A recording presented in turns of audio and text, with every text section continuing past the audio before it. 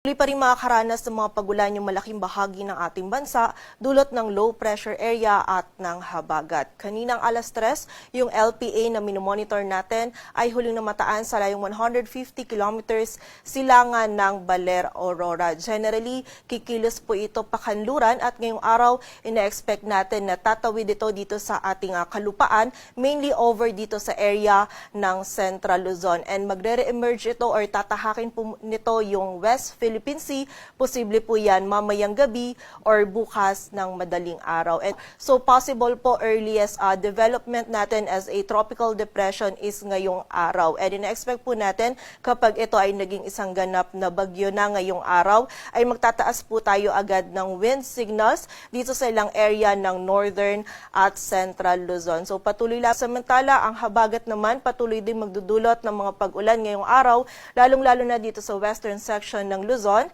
ng Southern Luzon, Visayas at Mindanao. So muli ang araw ay sisikat mamayang 5:43 ng umaga at lulubog mamayang 6:15 ng hapon.